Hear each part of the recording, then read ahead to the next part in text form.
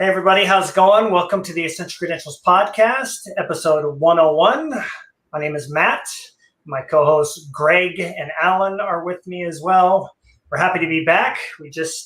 Alan unfortunately could not join us, but Greg and I have just returned from the National after a wonderful time. And we're also going to hear from Alan. He's got a really fun story to tell us about a big decision that he made with this collection. So hopefully everybody will look forward to hearing that. Greg, how are you feeling now that you've been home for a few days?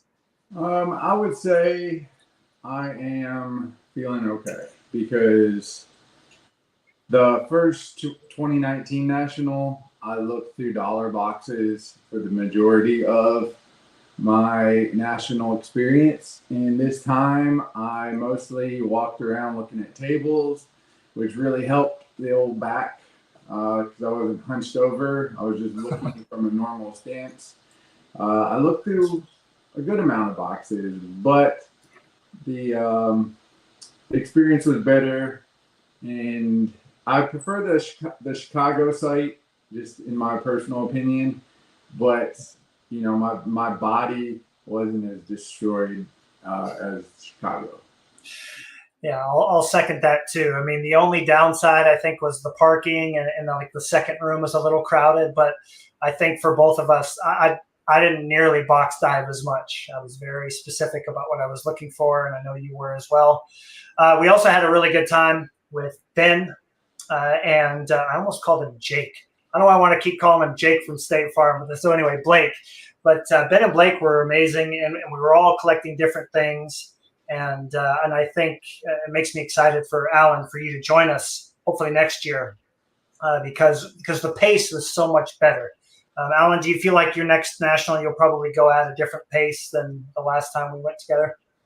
Man, right before we came on, I talked to you about how I feel absolutely torched right now. I just had a busy couple of days.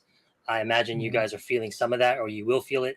If it's anything like 2019, which I know it's almost nothing like it from what I'm hearing from you guys. But yeah, I want to take it easy because it took me literally a month, maybe two. I don't know if you remember that, right? We felt weird for like 2 months because we were so exhausted. So I don't want to go that hard. And I feel like most people I know now this is like their third or fourth or 10th National. So they've been there. They're not as sort of chomping at the bit to find the card. Right. You just sort of go and let it come to you as it may. For sure. Yeah, and Alan, I did buy some peanut butter and jelly for sandwiches just for you, man. So we kept your memory going. But yeah, just overall, I thought the pace was much better. I mean, it was actually pretty cool because, you know, Ben was grabbing all these different 90s inserts. And then, you know, you had Blake, who was kind of just getting into Tim Duncan, and he's still learning, you know, like, oh, that's a card I need to leave with no matter what the price is, or, oh, that's one I should leave alone. So he was kind of learning that, whereas we went and we all kind of knew what we were after back in 19. You know, and here's Greg, who he kept up his streak of spending the least out of everybody there in the group, and he did it again. So Greg, you know, big round of applause to you, man. I don't know how. We tried to get him to start a John Stockton PC. That was unsuccessful, along with many other cards that I saw, a lot of Kevin Garnett's. But how would you rate, Greg, just overall on a scale like 1 to 10? Where does this one rank for you as far as the experience, the friendships, you know, the pickups, the National overall? How did it all go for you? So this was my second National, and I would say this one was more relaxed, and there was more time for me to just chill, communicate, you know, have conversations, not be obsessed. I had a little bit of obsession going on with making sure I looked at every table, and I don't think I did. Maybe 80% success rate, 85, I don't know. Because there were tables that people were seeing or posting that I didn't remember. So it's one of those things where they're just different experiences. It's like the first experience is always going to be way different than every other experience. Of course. And that it's hard to compare. Maybe my third and my second, I can compare a little bit better. My first will always be the most memorable because that was just, you know, a kid in a candy. I was like, it was going to Toys R Us as a kid, and you just, your eyes are like, can't believe all of these are available to me at any moment, and I would say there was a bigger representation of the 90s. I saw a lot of 90s stuff. 90s stuff in the dollar boxes, the $5 boxes. And for the most part, if you were looking at a display case, you were looking at a PMG, Essential Credentials, 93 Finest, all the big hitters, 96 Select Certified Mirror Gold, Alamar I saw. So if you were seeing something 90s, it was probably worth more than 500 to $1,000. Most of it. No. Was that surprise? Oh, go ahead, Alan. Does that surprise you a little bit to hear that the representation of the 90s was so much greater than what we were used to? I mean, it's so different from 2019 and obviously 2018, which was my first national before I met you guys, before I even was collecting 90s cards. And there's something to the first national, like Greg said. It's special. It was different for me in Chicago because back in the day they had a massive Ferris wheel in the middle of the hangar, and it would actually protrude out of the hangar so you could ride it. And so there's open air and natural light. And the place was mostly empty. So you had all the room and space you wanted at pretty much every booth, the entire show. So that is vastly different from some of the videos that I've seen where they have one lane to get into the site. The parking lot was empty when you walked in pretty much every day. So I have no idea what it must have been like. I hear it's a smaller site than Chicago. It's hard for me to compare because it felt so big because it was so empty to me. So maybe Chicago isn't quite as dreamy as I thought it was going to be. Maybe they need a bigger space for the national now.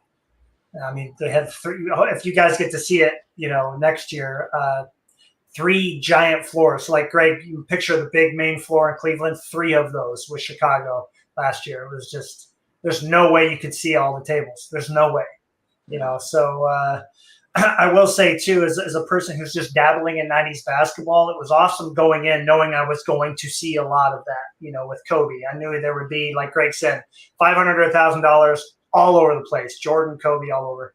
But just like hunting for those, $50 cards, those were fun and those were out there. So it was nice to see. The 90s hockey was kind of there. One of the best tables was the Pacific table. That was awesome. Like literally, like multiple display cases with Pacific stuff in it. That was really cool. And there was lots of hockey there too. So I feel like everything was well represented. And there was even a wrestling table too, Greg. I'm sure you saw that in the other room. That was pretty cool. And a WNBA table. So the variety was really neat. But the amount of people still surprises me. I don't think any of us suspected the parking was going to be that way. But one way in and one way out, once we figured that out, Greg here, he figured it out for us, man. And we went like the back route coming around and didn't have to deal with any traffic on the last day I was there. So yeah, we found the back entrance. And we were able to go around, and I just skipped it. I didn't even want to mess with it. I don't think there was as bad as traffic on Friday, Saturday, but I really didn't even want to chance it. So I went the back way through the gate, and it was just free. There were no lines for us after that point. But going in the national, being in the showroom, you were literally on a conveyor belt moving to look at tables because there was.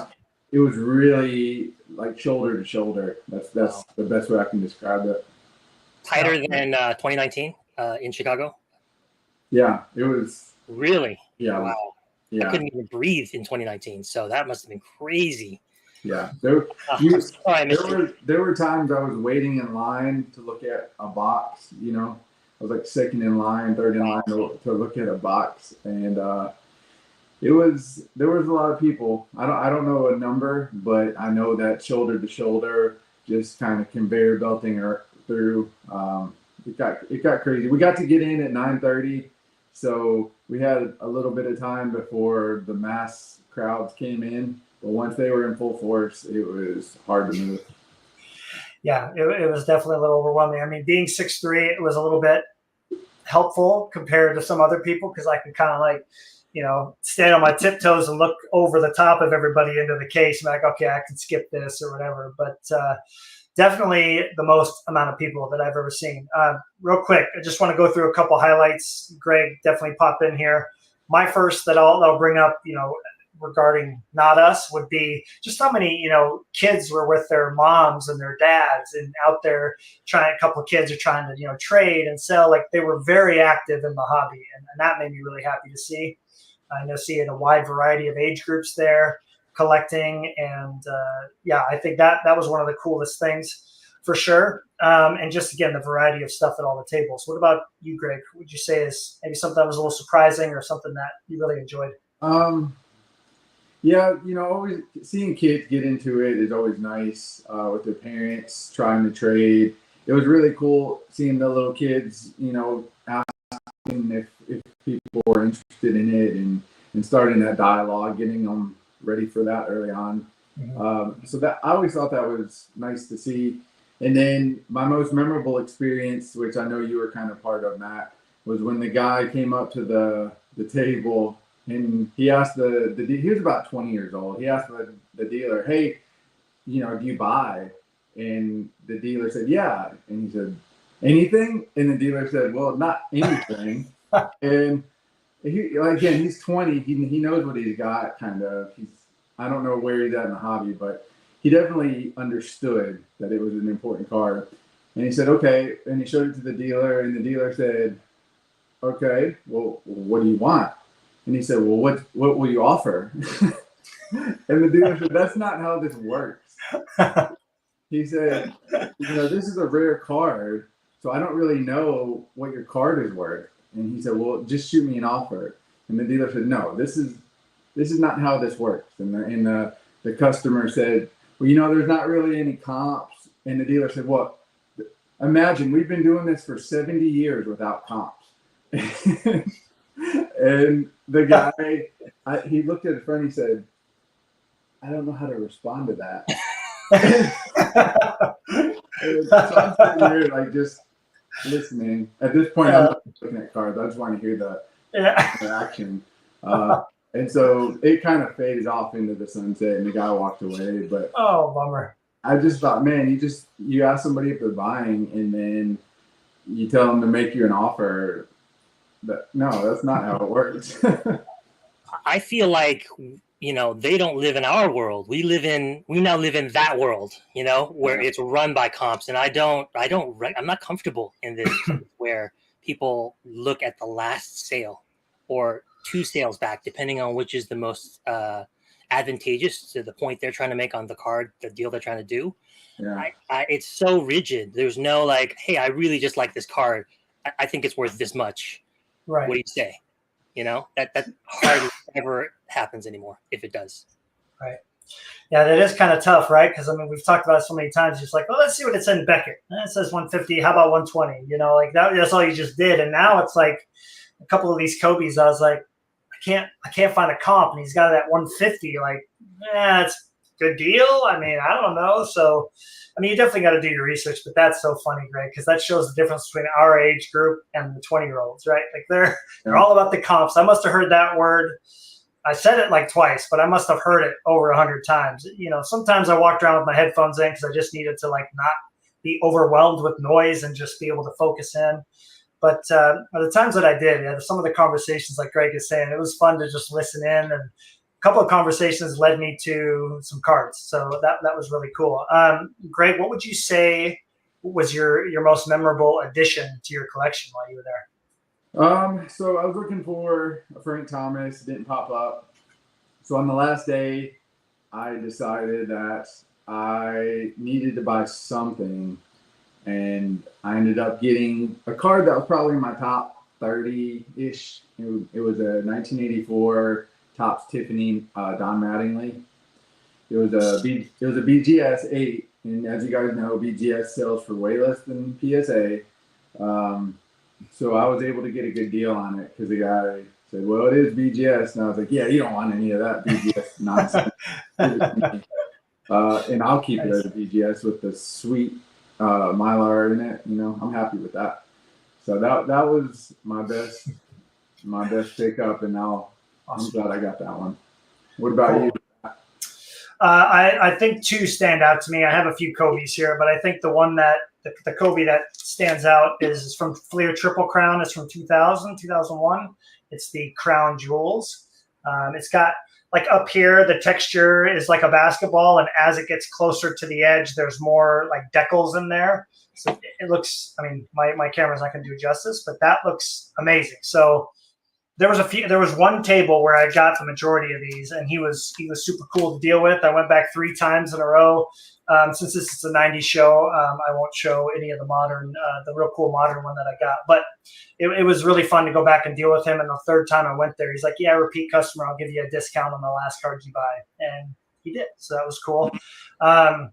But again, just like last year at the National, I told you guys, I found that Fleury Mega Patch just because I was listening to a conversation that a dealer was having with a guy with a case. And I ended up meeting the guy and his dad, and we had a great conversation about the card. Well, I walked up to these kids. They had to have been the youngest dealers there. I mean, they couldn't have been more than 23 years old. They were very young. I was like, "Wow, you guys done this much?" Like, "Yeah, we've been here many years." So I was like, okay, somebody's dad got the booth and they've been like working it, something like that, right? They were very young. So I was joking with them. Their cases had, D Wade, Alonzo Mourning, Jimmy Butler, all these Heat players. And I'm like, you should have some Duncan Robinson in there, right? Like being a smart aleck, because why would he be in the case? He shouldn't be. And the one kid looked at me really funny. I was like, "What? Like, is that weird to say that?" He goes, "No, because I have a card you might like." And I was like, "What are you talking about?" So he pulled out a card that, like every National, you want to leave with a card, right? And he pulled this out. And for anybody that collects modern, that's the Nebula 101 Prism. And so if we're talking about modern 101s and like the hierarchy of which one people will pay the most for of any given player, rookie or not, it's the Prism Nebula. That's right up there at the tip top. So he pulled this thing out, and I couldn't believe that he actually had it. And he wanted a little bit more than I was willing to pay because I know how much it sold for 4 months ago. So I walked away, and then I kind of figured out how I was going to pay for it. And then I got him down a little bit, and we made the deal. So it was really nice. Every National I've been to walked away with like one card, just like Greg's saying with the Don Mattingly. It's like every time you look at that card, you're going to think of the National, right? Right. Just like the Bonds Essential Credentials. I mean, that card will forever be tied to the National, right? So even though it's modern, he's really fun to collect, and I really enjoy rooting for him. For the fact that card was even there completely surprised me. So that was a fun story for me, and I think a really good springboard into what we're going to talk about here. But before we do that, Alan, would you mind saying hello to some of the people in the comments for us? Yeah, let's have a look here. We got Red in house. Good evening. Saw your pictures posted on Facebook. That was really cool. Saw some of your pickups. Brent, good to see you. As always, Ben, yeah, I'm going to make it next year. That's what I always say. But next year is the year I want to make it. He's like the Mariners. There's always next year. I planned this year. I planned the year before. It was earnest, and then I just couldn't make it happen. We got Jeff McMahon in the house. What's up, Jeff? How are you? And who else? Oh yeah, we can't forget Significant Inserts. What's good? What's up, man? Cool. Well, on the heels of that 101, Alan, we kind of had, I can't remember if it was on the podcast or just like between the three of us, but we had a little chat about kind of comparing. 101s are prevalent all over the place, right? Greg, you were looking around at all the tables, and I know you don't know modern that well, but you know what a 101 looks like, right? A Superfractor, a Nebula, or the Golden, the Optic. What the heck are those called? Vinyls? Gold vinyl. Yeah. So you and I know what they look like, right? We can spot them when we're at a modern table. There was a lot, right? There was a lot of 101s all over the place. But 101s started in the 90s, right? And even Gene had mentioned, oh, yeah, we thought of this set in 91, 92. We're just going to do all 101s. Like, that would have been just ridiculous. But, Alan, you and I and Greg, we had this conversation, and you really have been thinking a lot about that lately. So where are you at with this thinking? And let's kind of see where this discussion takes us. Yeah, that's a really good segue. I've been thinking about 101s a lot because the card that I wanted to talk about today is a 101. But it's a really strange type of card for me to talk about because I don't know how you guys are in your 90s collection, but I don't have any 101 on my want list. It doesn't sit in my head before I go to sleep at night. I don't ever think about it as I'm going through cards. Even when I see some badass 101 from one of our fellow collectors on Facebook, I don't feel like, oh, I wish I had that, because it's so rare. It doesn't cross my mind. It's not something that I pine for. It's ironic because the card that I want the most is actually out of two, and I think about that card all the time. And maybe it's the psychology of knowing there's two of them out there rather than one. I don't know what. It's also the fact that pretty much everybody who wants their player in an Essential Credentials green can get it, except for a few players like A-Rod and Griffey and Bonds. So yeah, so the 101 is weird. And when I first caught wind of the one on the national floor, I didn't fall out of my chair. I wasn't like, oh my God, I have to have that. It was just, whoa, I've never seen that before, And my friend, who's also a Bonds collector, who showed it to me, I said, you should buy it. That's what I said. And I meant it sincerely. It didn't even cross my mind. The sticker on there was so ridiculously high, so much more than I ever paid for a baseball card, that it didn't even cross my mind. I wasn't like, ooh, could I make it happen? Like, maybe I just have that kind of money lying in the bank. It was just like, you got that kind of money, go for it.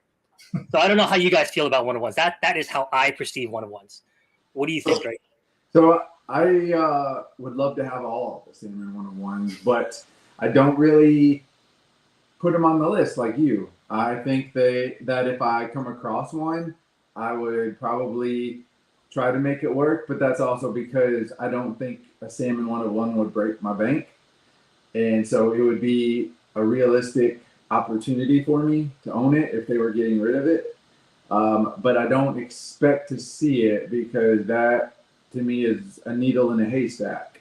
And looking for that, it doesn't do me any good. But if I come across it, then sure, let's talk.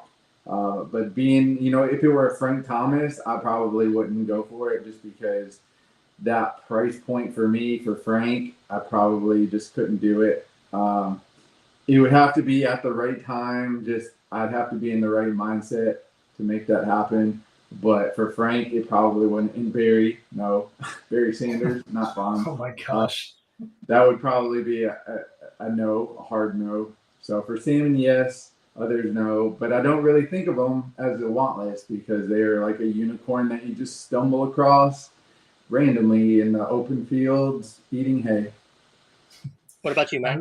Yeah, I mean, to echo what he's saying, if I was collecting the 90s A-Rod stuff, I would never ever think, you know what, guys, I'm gonna put the Essential Credentials, out of one on my want list. It's just financially irresponsible, but also it's unrealistic to ever see it. You would never be like waiting for your eBay Reloaded search to have the blue dot, because it's never going to happen. Yeah. So I think I have a little different approach. I have two modern guys that I collect that have 101s that are affordable always, and that's Tyler Glasnow and Duncan Robinson. So that gives me that excitement of getting a very unique card. I'm the only one in the world that's got it, but it's also way cheaper. Yeah, it's not the 90s and it's not as original. Totally understand that. But at the same time, it gives me that excitement. So I think it's nice doing that, because I don't have to sit and wait for something that rare to pop up, because I know I'm going to see, if Duncan's in 10 sets in the year, I'm probably going to see 2 or 3 for sale. And that is good enough, right? So that's kind of where I'm at on it. We got Ben Mercer weighing in here. He says, and there's a lot from this that I agree with. He says, when I see a 101 from the 90s, early 2000s posted or in person, I think good for them, but I worry about liquidity, what you can sell it for, and like Alan said, how many people really want it versus, say, a legacy out of 100. And I think that's a really apt, smart thought, because that's my thought as well. I think that we grew up in a time where there was lots of copies of every baseball card you could want. And we only know demand for the cards that there are a lot of copies of. The 52 Mantle, the 89 Griffey, maybe only the T206 Honus Wagner is maybe the only truly rare card that's at the top of the hobby. But I don't think it's the safest card to be in, because it's such a niche card, right? There's only a couple of people in the world who would want it. And of those, there's only a couple of people who could these days afford it. So it's not. You were going to say, Greg? I was just going to say, being a one-of-one owner is like being a fine art collector, and you're now in a different realm of people, You're not just selling to a guy who can scrounge together $5,000. You are now in a fine art museum, right? Yeah, I think that's a really good point. I mean, 90s one of ones are the rarest baseball cards on planet Earth because they are literally one of one. Sometimes there's two, sometimes there's five, but that's like fine art too. There's often a duplicate that's made. That is really freaking rare. I mean, they designed it to be that way, and it is that way. But it feels lonesome when you have a one of one because it's not like you can. If you have friends who are also collectors of your player, you can't be like, oh, we're all in the same club. It's so cool that you have one and I have one. There's no camaraderie there. It's just this card is so sort of badass, but singular and on its own.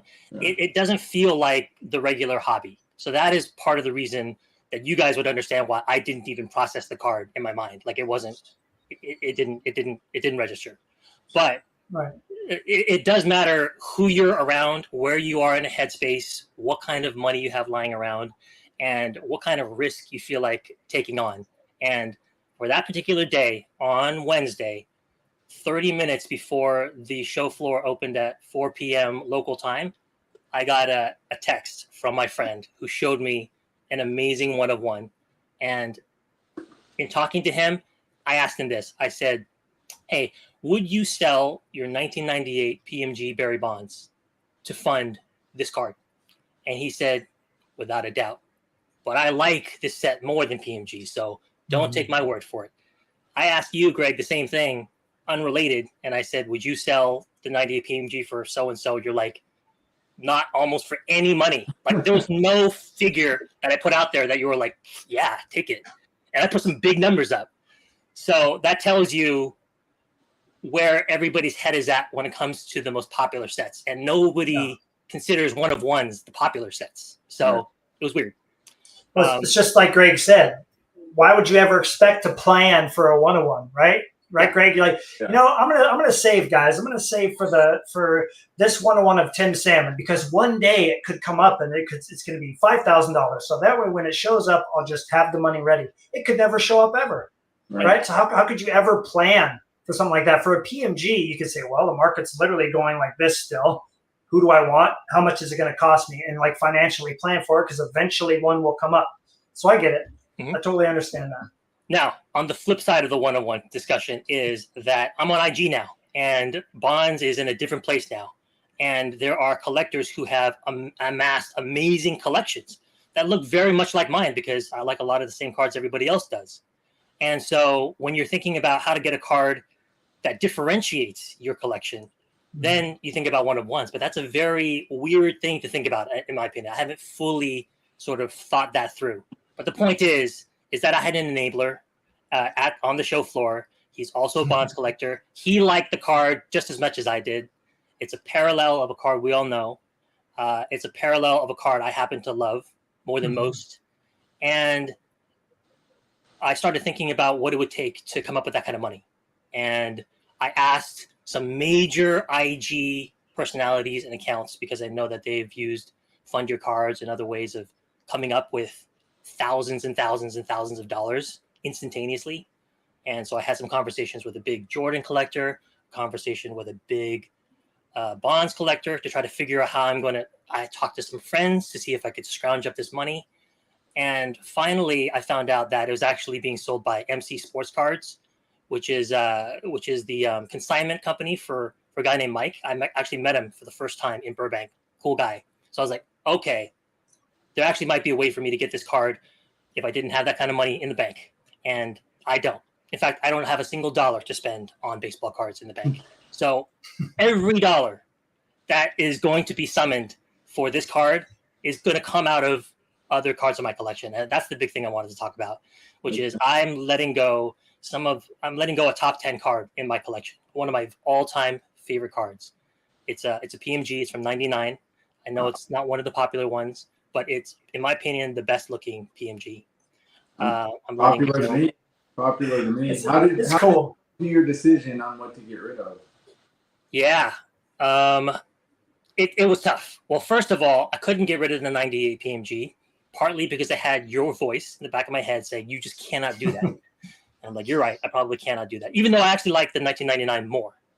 And I also have a backdoor copy of that card. So I don't think I could have done this if I didn't have that in my back pocket. If I like looking at the card that much and I have one that was made from the same factory floor as the ones that were found in packs, I feel like, okay, maybe I could let this go. But it's painful. I'm letting go of the molten metal titanium fusion, letting go of an A-Rod Super Rave, letting go of the 2000 Star Rubies, some major cards and trade chits in my collection. Those bonds were cards that I never thought would leave my collection. Yeah. I have chrome refractors that I thought would never leave my collection. And I've never sold a bonds card on eBay at auction before. This is a totally new, like, unknown space to me. So I don't know. How do you feel about it? I didn't even ask you guys. I wasn't even like, what do you guys think? Should I do this crazy thing and sell like a bunch of crazy bonds cards to get this one thing that not even everybody wants?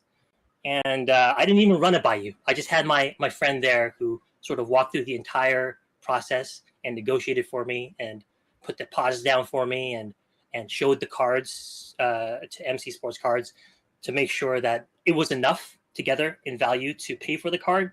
It's crazy. And I don't know how I feel about it because the cards haven't sold yet and I haven't gotten the card I'm targeting in hand.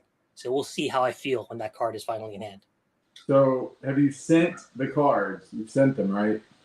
Yeah, the cards are sent out. So the process is you just ship them out all at once. And then, so there's two reasons I wanted to do this episode. One is I wanted to tell the story. I think anybody who's in 90s baseball would want to hear this story. It's crazy to find a one of the coolest ones on the national floor. A buddy of you finds it. Somehow you come up with the funds to get it, but you have to sell a bunch of your favorite cards to do it.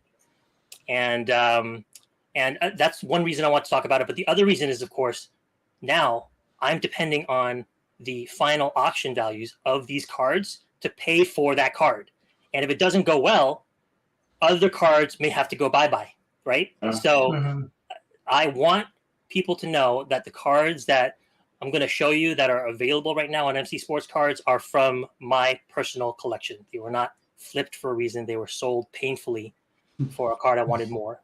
And I have stories about a lot of these cards. I have stories about that particular PMG.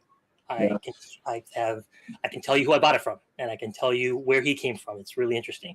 I have a story about the I can tell you about the condition of the molten metal.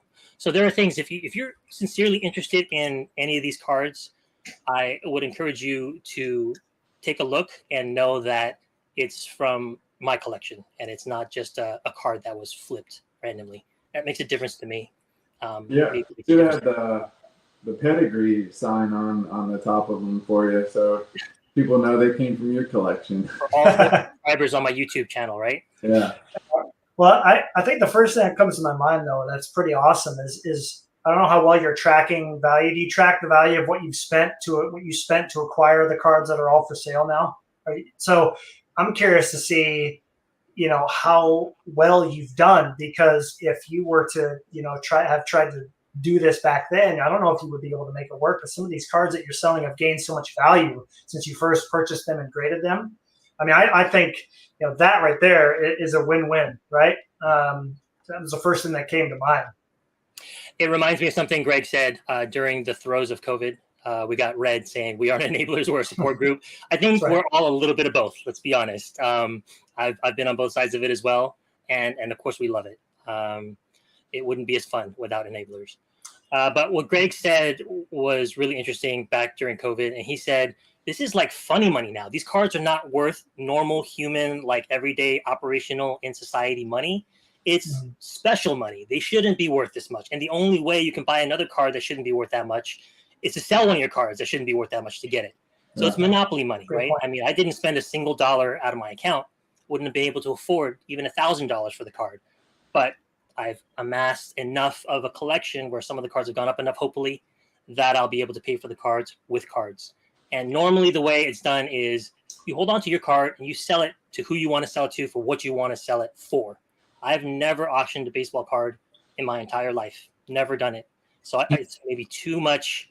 It's too much stress, right? Too much uncertainty. I want to know if I sell a card, how much is coming back to me for it. Right. If it goes for zero, it goes for zero, and that's just part of the risk that I have to accept in this crazy process. Yeah, you're playing the lottery. You just don't know what the end result's going to be. Was it Right. harder or easier than you thought to pick the group of cards that you're going to get rid of? You did ask me that. The card that I was going to get rid of was this one, and when it came time to do it, I just couldn't do it. It's the StarQuest Gold. It's from 1999, I think. Yeah, UD Choice. I love it because I had Patrick Marleau of this card back when I collected hockey. So it was one of the few 90s sets I'd actually recognized before I came into the 90s. And so it's meaningful to me for that reason. And part of the process also is that this is a low-end set that it comes from. And I just don't believe that there's 100 of these out there anymore. I think there's a lot less. And I think I'd have a much harder time finding it. So as I was pulling out cards and thinking about moving them, this PSA 10, right? I mean, look at where I am right now. Thinking about moving the PSA 10, the Man Refractor, I never would have thought about it. It's like it's unthinkable. But the fact that in the market that we live in now, people only like graded stuff, I could only pull graded stuff out of my collection. And this one as well. This is the reason I have to consider these is because they're PSA 10s. And I just don't value PSA 10s as much as the market seems to. So the thought is, hey, I'm going to get this one of one. I'm never going to have a shot at it again. And for every single card that I picked that I decided to sell, theoretically, in the future, once I get the funds, I can get them again. So that's the idea. And so, yeah, I went for the PMG, but it's not the first year. It's the second year. And I went for the Star Rubies, but it's not the first year. Not that I have it. I hate that card. But it's the second. And the Molten Metal just never did it for me. I mean, people consider it like one of the best Jordan insert in existence. But we had in baseball an even cooler insert, and that's the Crusades. So there's no comparison. Like, they're not even in the same category to me. And so that is how I decided. I had to look for the biggest gaps between what I thought about a card, even if I thought immensely about it, like the 99 PMG, and then compared it to the price I thought it was gonna get. It's a very weird process. I'm not sure I would recommend it to you guys. Here, I asked Greg, I asked you what you thought, and you were like, "Oof, no." And I asked Matt, and you said, "Yeah, I totally see why." And I'm just curious, Greg, why do you think the answer is no? For me, it would be because you have all of these assets, right? All these bonds cards, and they're, in my opinion, each going to equally grow in value. And so that lump sum to me is going to be greater than the lump sum of a one of one. Because should you get rid of the 99 PMG, you're probably going to have a handful of people that are interested in your price. Should you get rid of the one of one, I don't know how many people you're going to have interested. It's almost like if you reach out to them, then you're going to have to lower your price. But if they reach out to you, now we're talking. And how many people are going to reach out to you for that amount of money? So for me, it felt like a gamble, I guess, just because what I said, I feel like you're in the fine art business now. And you're not going to be able to get the same amount of people coming into your art studio. What about you, Matt? Well, I know how you like to collect, and I know that you want the best looking and the best cards that you can get. I actually asked this question yesterday. I said, and this is for the viewers, because I want to know their take too. Because Greg is in this club, or what am I trying to say? This group of people that would answer this. Would you rather have one card worth $1,000 or 10 cards worth $100? Which one would you rather have? And I'm in the 10 cards for $100 group. I don't know if Greg, if you kind of fall in line with that a little bit, but I know that for you, it seems like you would rather, take all your assets and squish it down into like 10 of the best bonds cards in existence, and you would be super happy with that. And so when you brought that up to me, knowing the card that it is and knowing how you feel about that set, I was like, well, yeah, as long as you're keeping the 98 PMG, I think I would be fine with it. But that's kind of where I'm at, you know. I really like how both of you framed it and thought about it. Um, Greg's Greg's analysis resonates with me because what you're saying is that each of those cards, if you think about the 90s, 50 copies of a card is ridiculously rare. Ridiculously rare. If the 90s ever became a normal space like baseball cards, it would be unthinkably rare. 50. So what you're saying, I think, Greg, is that those cards that I love, they're each going to multiply many, many, many, many, many times in the future. And even if your one of one does the same, it would be like having one Honus Wagner or 6 PSA 10 mantles, right? You can get a lot of mantles, and maybe it would be smart to trade it at the time, but as it grows, there's no way it can overcome the value in the end of the other cards. And that did cross my mind. It did.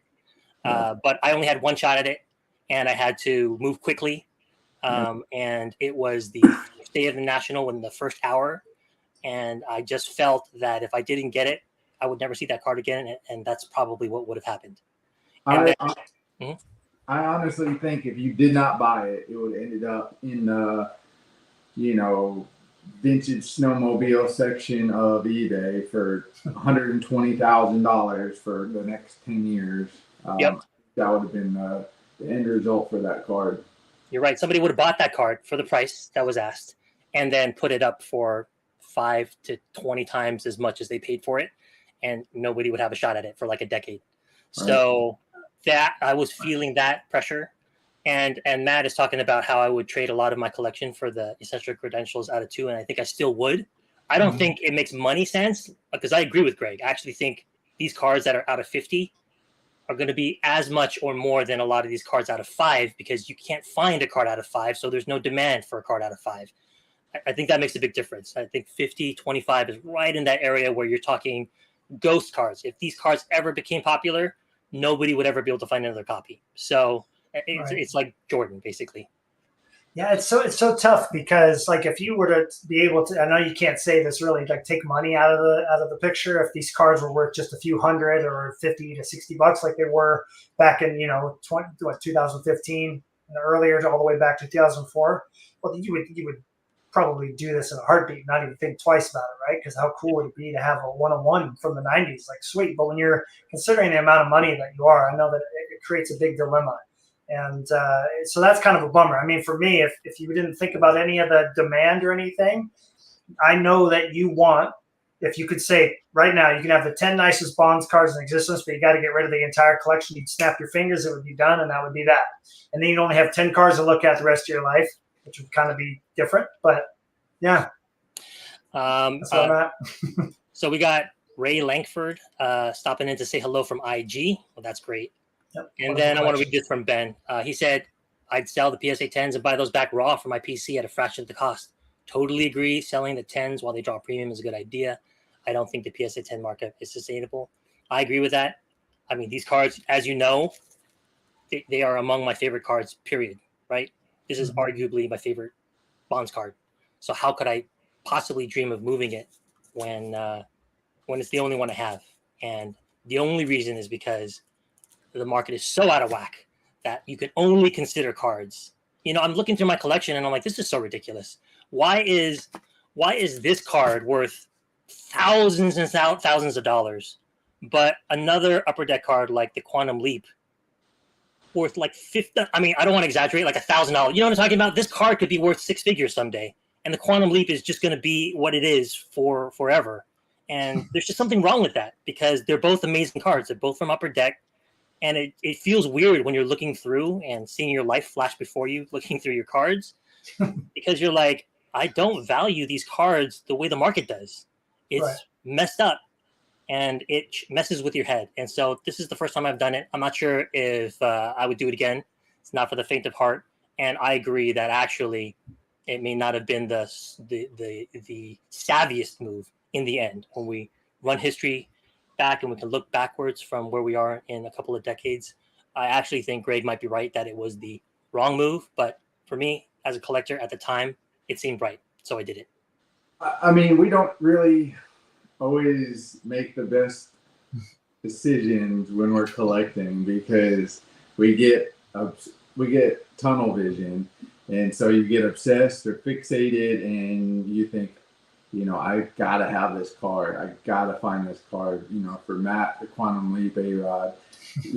For me, the Prime Choice. You get tunnel vision, and you're willing to go down all these rabbit holes. But so we don't always have the best decision-making skills when these cards are involved. I do have a question though. If you had this 1 of 1 and you had the essential credentials numbered to 2, would you, let's say you had to make a deal. You could own this 1 of 1 and the essential credentials numbered to 2, but you could only have 12 cards in your Barry Bonds collection. Are you dealing that deal with the devil? And I'll never be able to buy another Bonds card again. That's it. Stuck at 12 for life. You got to stop for the number to 2, and let's say that 1 of 1 and another 1 of 1, and then but that's it. 12. I mean, if I had the out of 2 is in a different category. It's not in any category. I wouldn't even need the 1 of 1s if I had that. You know what I mean? Like, that card is the card. Would I do it? I might do that because I love that card that much. But it's the only card I would consider doing that for. There is no other card on earth that exists that I would even think about doing that deal with the devil for. But this one, I have to give it some thought. That tells you how much I want it, and I'm probably never going to get it. Okay. That's a great question, Greg, because I really do feel like if Alan could snap his fingers, he'd have that, this 101, the 98 PMG, because we'd force him to keep that, and 9 other cards, and the 9 best bonds on planet Earth, value wise, or whether it's up to you, and that would be it. Then you'd have no more dilemmas about, man, guys, I wish I could collect still. You'd be like, well, this is it. But my question is this. Would you do the deal the other way around? If you had this 101 and all these cards that you are now selling were offered back to you for that 101, would you do it? No way. Okay. So all right. That's a good way to think about it as well. However, it's not the smart money play, I don't think. So that's what Red is saying here. Future value is a tiny part of my collecting equation, he says. He says, you did the right thing. And I'm happy for you. I appreciate that. Yeah, for you, right? I hope so. I'll get it in hand, and I'll see. A lot of these 101s from the '90s, the one thing I will say about them is that they resemble the other cards from the Rainbow a lot of the times, and all that changes is the foil. So, but the foil matters, as we found out from starting 9. It's probably the starting 9 that made me realize a little bit of extra foil colored differently makes all the difference in the world. It turns out. So there's a couple of people asking which card this is. Maybe say why you're not saying it or what's up? Yeah. We got 4 Leafs saying what's up. Glad you're checking in. We have not talked about the 101. I don't want to jinx it. I don't want to speak it out of existence. I've had horrible things happen in the hobby to me. I've had some really good stories that I can tell about, how things went sideways. Jeff, I'm not going to talk about the card until I actually have the card in hand and have it to show you guys. So then we have Ben saying, having a true 1 of 1 from the 90s, especially bonds, can open doors to connections and people in the hobby that could provide other cool opportunities in the future. I think you're right. I think it's a complicated decision, but it's not an easy one, and there's no right answer. And depending on what you value most, there still may not be a right answer. So I'm glad we had this discussion because I haven't really talked to anybody about it. You guys wouldn't have been the right people to talk about it because you're not bonds collectors. You don't understand what it would feel like at that moment to want that card, right? Mm-hmm. Because it would have to be a Duncan Robinson, or it'd have to be a Frank Thomas or a Salmon. And then really, I wouldn't be able to understand that pull. You know what I'm saying? I wouldn't be able to understand that. So I talked to a bonds guy and he said, do it. And I'm like, you know what? The devil on my shoulder was saying, do it anyway. You said, do it. That's 2 to 1. Let's go in, basically. That's what happened. Well, I'm curious right now because I know there's one Marc-Andre Fleury that I would sell some nice flurries to make sure I got. Greg, do you have like the Frank? is that card in the realm of like, okay, I'm going to get rid of some stuff I kind of like or like, but I really want this card. Is that the card that would make you open up the vault of Frank Thomas cards, or is it not good enough for that? There are a few cards that I would trade some things that I only have one of. There are a few cards. There's a handful of them. They exist. So it could open the door to my collection if those cards were presented to me in a cash trade, only trade, whatever it takes. Right. But I would be considerate of it for sure. Right. There's always going to be a card or two that makes you do or consider what Alan's doing. Maybe not to the same extent, but there's always going to be one card, maybe two, that make you go, I think I want this more than any of these other cards in front of me right here. And what you did, Alan, by laying them all out and kind of like having tiers of yes and no, I mean, you had to do what you had to do to get the card at the end of the day, right? So I think we can all relate to that in some way. Am I going to sell my best flurry to get the other flurry on my want list? Well, no, of course not. I would never do that because it's impossible to find it now. So that's why we have the collections we do. So we have things that have liquidity that we can move to get ones we like more. So I understand it. Yeah. And I'm grateful to the hobby also, the big bonds collector who I spoke to about how to finance this card and what my cards were worth. He was really gracious and he wanted to buy one of the cards. I just didn't have time. As soon as you do the deal, they want the cards in the mail for understandably, right? We're talking about an insane amount of dollars here, actually. Like if they came out of your bank, it would not be good. So the fact that they're cards, it's different. It's different, but still crazy. I can't even believe that I made that decision. So hopefully we'll see what happens. Give it a couple of years. Yeah, well, you have experience with it now, right? Now on our next episode, you can kind of talk about it, the aftermath and kind of where you're at. And let's hope that you have no regrets because this is a pretty big deal overall. And hopefully when it comes in, you're head over heels about it, which I'm sure you will be. I may have overlearned a lesson or maybe I learned it properly, but I had a shot once at the Essential Credentials Green out of 2. I had a shot, a clear shot, and I missed. And I regret that decision. I should have done this times 10 to get that card. That's what I should have done. And so I learned these cards, you get one shot. You get one shot and that's it. And if you're okay with that one shot and having that fly away forever, then pass it by. If not, then you have to grab it. Pretty much. You're making me want to watch Eminem 8 Mile. You only get Can we get some freestyle, Greg? I'll lay a beat down for you. One shot, guys. Yeah. Tell these people what they don't know about me. Drop the mic and just be off with it. That's a great movie. Well, I mean, when you said that one shot, I mean, thankfully the Essential Credentials Pink, not only did you have another shot, but it was the exact same card. Like that will never happen again to anybody, I don't think. That was a once in a lifetime, and I'm glad that you did what you had to do to get that card because you had to pay a little bit more. But I think we can all relate with what you're going through, and now you've learned what to do if another card like this pops up in the future, right? Now you can look at your collection and kind of tier it. These are the untouchables, these are the maybes, these are for sure going to goes.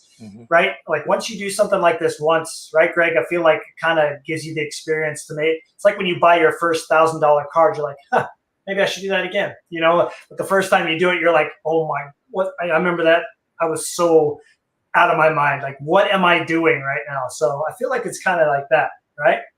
Yeah. You start thinking like, I'm a junkie. What am I doing? And then it's they're even $1,000 cards, guys. Oh man. One more thought I had was that I came up in the tradition of you guys, of compilers, right? We don't get rid of a Tim Salmon or A-Rod card for another Tim Salmon or A-Rod card. It just doesn't make any sense. Like it just doesn't make any sense to our brains, and it doesn't make any sense to my brain. It's not something I like doing. And it's not something I want to be doing. But I know that a lot of people, I was fortunate before when I had fewer responsibilities that I could pick up a card and not have to get rid of a card. But now, as a lot of us do in the hobby, you have to pick and choose now which ones of your guy you want to have and which ones are okay to let go. Right. Right. Well, I got a buddy named Kelvin who's a big Martin Brodeur collector, and I know that's way cheaper than Bonds, but just to kind of give you an idea, I remember he kept buying doubles of stuff. I'm like, dude, what are you doing? Like, you're not buying all these other ones you want. He goes, no, they're trade bait. Because every time I go to the expo, I bring all my doubles with me and I get one of the cards that I'm after every time.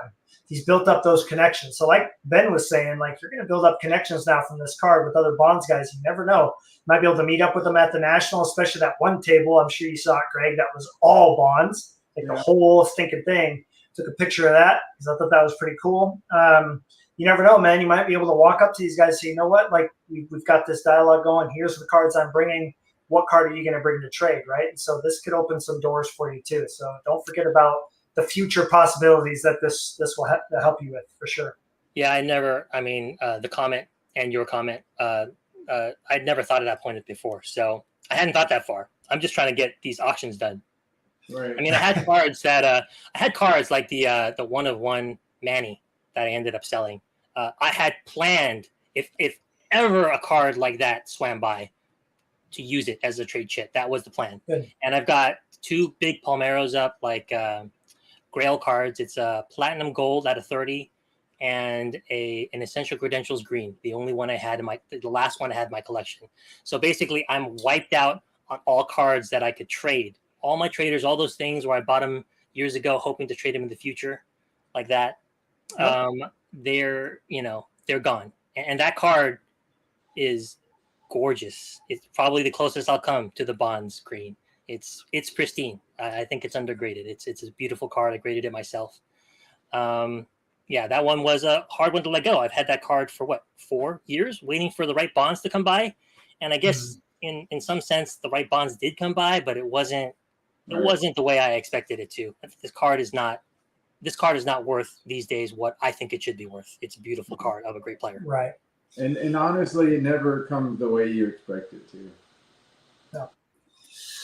Yep. Yeah, but when does it ever, right? How does it ever work out exactly in your head? Like, okay, this is going to happen. This card's going to show up, and then I'm going to have exact amount of money. I'm going to have trips traded. Bam, done. Never happens, right? So, you can do as much planning as you want, but yeah, sometimes you just got to go for it like this and trust your instincts, Alan, right? And you did. So once you get that card in hand, you just taking the advice Tyler told me. Once you sell it, forget about it. Don't look it up again. Don't see how much it's worth in 2 years. Forget about them all and just enjoy the thing you have. There you go.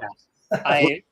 I've made peace with it. So if I'm able to recoup the amount of money needed for this card from just the cards that I'm selling in this first tranche, that is a deal with the devil. That was a good deal for me. If I have to get rid of some other cards, some PSA 10s in my collection, that I don't care they're PSA 10s. I just wanted good copies. I don't need the PSA 10. Give me a PSA 9 and PSA 8. I don't care. As long as it's a pretty copy, I don't really care what the grade is. So, but the fact that there's a 10 on there, it makes it more liquid, as people like to say.